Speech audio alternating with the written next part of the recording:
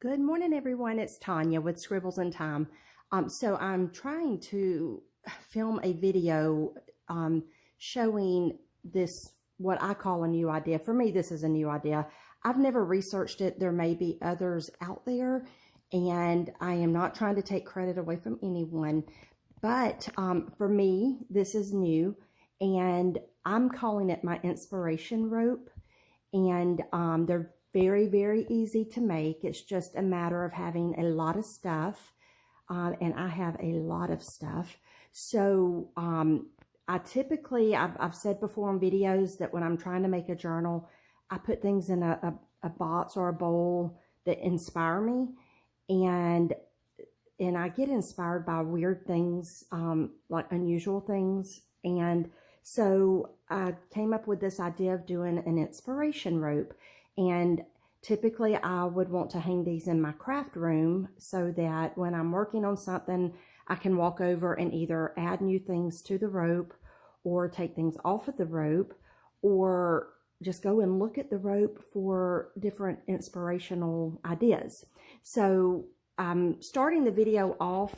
I'm going to try not to, oh, I got to be steady, and I'm not a steady person. But anyway, I'm going to start this video off by just kind of showing this rope hanging. Sorry about my scuffed up walls up here. I typically have a big clock hanging up here, and I took the clock down so that I could hang this rope in a way that I thought it would look pretty. Now, again, in my craft room, I don't know that my craft room is so pretty. It's always just such a mess. If it were clean, it would be pretty. But anyway, so I'm going to take the rope down and try to merge two videos together. And I'll go into a little bit more detail about what I put on the rope. Oh, now my shadow's in here, and I've got a big top knot going on today. So anyway, let me stop the video here. I'm also going to do a quick kind of a show of the little remaining needle books that I have. Several are spoken for, but I also want to have a way for the ladies who are purchasing the ones to kind of look at the different styles and pick out exactly which one they want. But anyway, I'm going to pause the video here. I'm going to try to then resume the video at my desk and merge them together. But here is kind of a display. I really wanted to step forward, but my horrible shadow is showing because of my lighting. But I wanted to kind of step forward and show that this can actually be like pulled across a doorway and hung like garland at the ends of the rope.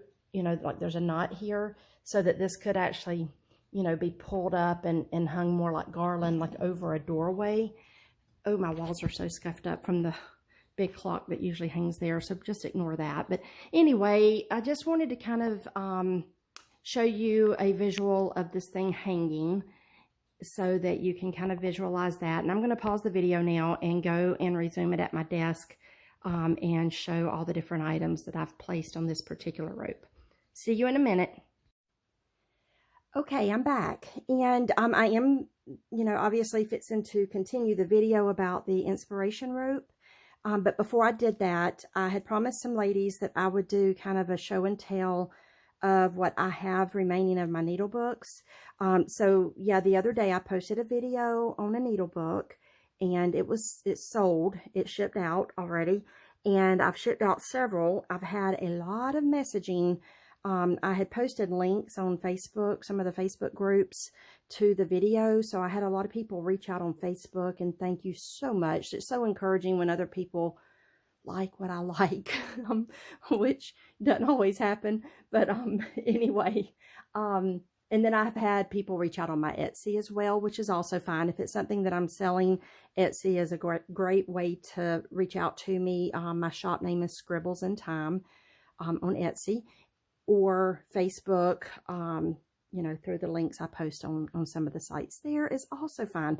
But anyway, so I've already shipped out a few, and now I've reached this point where I've sent some pictures to some of the ladies. But anyway, I wanted to do a flip through of what I have left. And also a lot of people were asking me about the pricing. So the ones that have, I don't normally talk about pricing on video on YouTube, and I even feel weird doing this because that I just don't ever see other people ever talk about pricing on their videos. So I don't know if that's just I don't know, you know, I don't do it because I don't see other people do it. And also, it's not fun to talk about money when you're talking about stuff you enjoy and love. But, you know, obviously that matters. And so anyway, the price on the ones that have nothing in them, just the plain books, are $50 plus shipping. They're very fun to make. I would highly encourage anyone to make one. You just, you know, you lay out things that are pretty and then assemble them. So that's pretty much my thought process. So my particular needle book, as I said in the other video, I like having a pouch to put stuff in on the back. So that's, you know, kind of how I did mine. But the one like in the video the other day that I showed that had the scissors and the needle case and the little accessories all with it, go for $80 plus shipping. And so with that being said, let me just do a quick flip through because like I said, some of these are sold and I want or should be sold. I want the ladies to have a chance to look at them first though. So that's why I wanted to show a real quick flip through of them. Now this one is definitely sold. She's already sent me, you know, offers on prices because she wanted extras in hers. And I wanted her to see it first. So here's this, just very quickly. She didn't want needles in hers. I'm thinking that hers is just going to sit out more as a something just to look at than function. So she didn't want needles in hers, but she did want sewing themed items, and she wanted a lot of vintage, you know, trim and vintage pieces. And so I've wanted her to be able to see this. Anyway, so if you don't mind, indulge me very quickly. If this stuff doesn't interest you, but you like the inspiration rope, just fast forward a little bit and I will be getting to that very quickly. But these little pieces came out of an old tin. Like, oh, it's so cool. And it was full of little pieces of trim, and none of them are coffee or tea stained. They're just naturally aged. And they smell absolutely amazing. And I know that sounds so weird now that I said that word out loud. It sounds really weird to say that, but they really do. They smell old, they're not musty smelling. They're just so yummy. I can't explain it, whatever. Anyway, this is some old measuring tape, a safety pin up here with buttons. So I put the pouch in here. She wanted the pouch. She didn't want buttons in it. She just wanted the pouch to show. She wanted the buttons to all show. Here's one of the old laundry pins. Here's a really cool old button. I got this from Selena at Amore Fabrics. Amazing. These are the pieces that I got from Selena also. More of this old, I think this is Battenberg. And then this is like an old, such a pretty little, I guess, dolly with a pin with a button. And then on the pouch, inside of that is, she wanted the scissors and she wanted the needle case. So there's that. All right, let me get that one moved over. The other ones are not embellished. They will be for the ones that wanted them embellished. I had started putting stuff in them, and then I thought, why am I doing that? Because some people don't want them embellished. So the only difference on these are the covers and the little snippet piece that's stitched into the middle. So let me just show the covers very quickly. And then this little piece in the middle. Okay. They all have the pockets on the front. Cover. And then the middle. Okay, cover,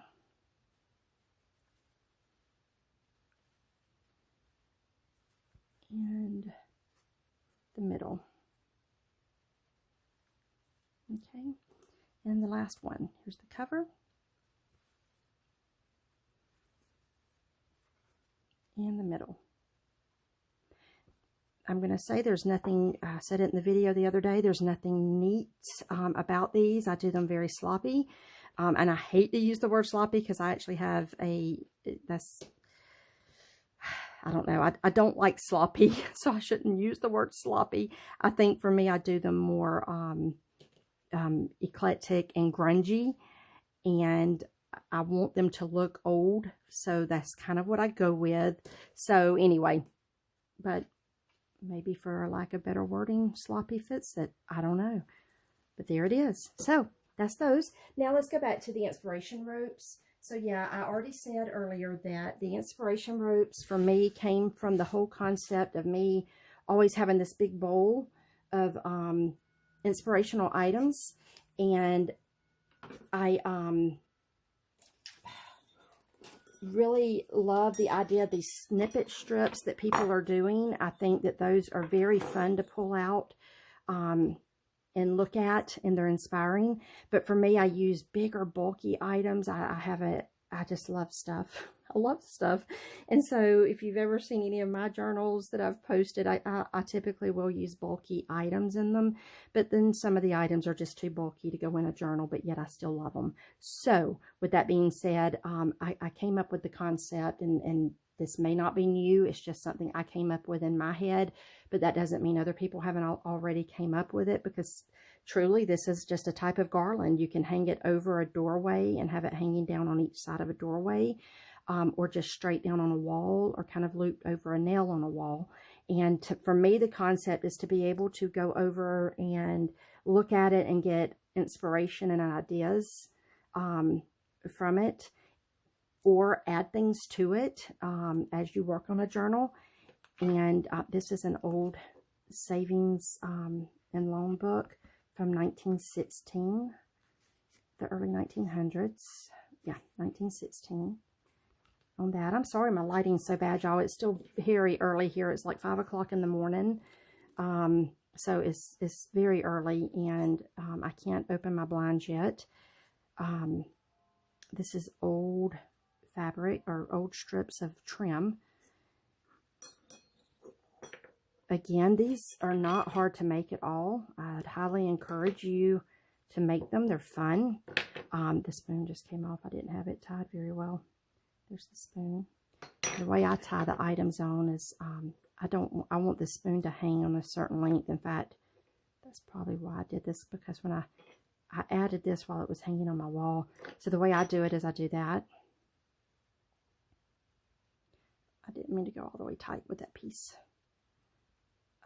So I do that. I leave this loose, and then I loop the rope through there, come back up through the little knot. So then this time, and I was trying to figure out the placement of that spoon before I started my video, and I went in and added this spoon on then, and I didn't do it tight because it was already hanging. These are old scissors, like school scissors. I thought they were so cool. So I thought those were very neat. Back when I did that scissor journal, I had really went into a scissor phase of getting inspired for that journal. And I got a bunch of old scissors. So that's a pair of those. An old spoon. I bought a bunch of beautiful old forks and spoons with the intention of bending them and attaching them to journals. And I may still do that, but if you've watched me before, you know I struggle with altering old stuff. Like I just struggle with going in and bending that. But I probably will eventually, because I have so many. An old dolly.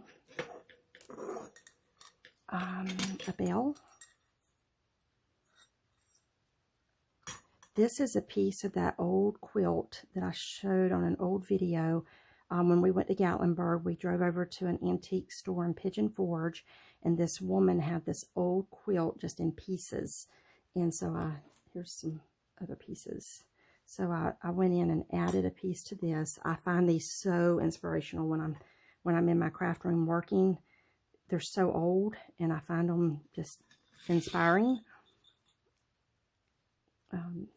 So anyway, basically my new thing is, if I like it and it won't fit into a book, it's going onto a rope. And so I will put some of these in my Etsy. This is a cookie cutter, a wooden spool. Which, how cool would it be to add one of your snippet rolls to that and have that hanging on the rope? Just a rope tassel. A a bell. Speaking of that, so I'm going to do a Christmas rope.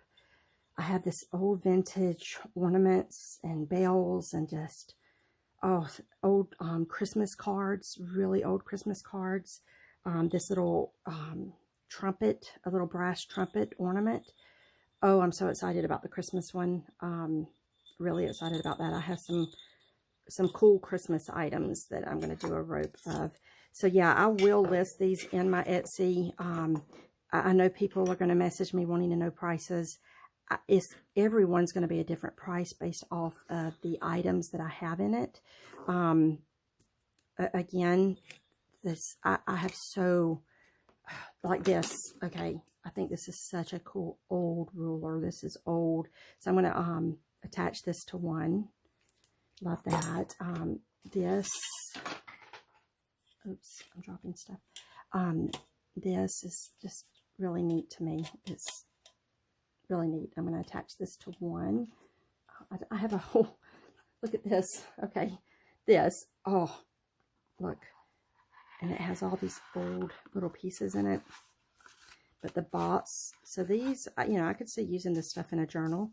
But this box is too cool. I mean, what do you do with the box? So I'm going to hang that from one of the ropes. Love that. Oh, I think this is so pretty. Look, this would be very hard to add to a journal, but wouldn't it be pretty hanging from one of the ropes? So anyway, yeah, I'm going to put these, I'm going to make a bunch of these. I will list them in my Etsy shop, and the prices will vary based off of my cost of the things that I'm hanging from the rope. But I encourage you to make your own with things that you have around your house. There's, you know, nothing difficult about it. You can add as much or as little as you want. And all of these little pieces, I'm going to start going through. I don't know how y'all are, but when I make journals, and sometimes I'll have these little pieces left over of this beautiful vintage lace. And sometimes I never know what to do with them because I don't make a lot of little snippets. So yeah, I'll start adding all this strips of material and stuff to my rope as I work. Anyway, I'm going to stop talking. I didn't mean to make it so long. Thanks y'all for indulging me. I hope that this has inspired someone. That's the whole purpose. And hopefully it's inspired you. And please comment below. Give me a thumbs up if you like the video. Thanks so much for watching. Y'all have a blessed day.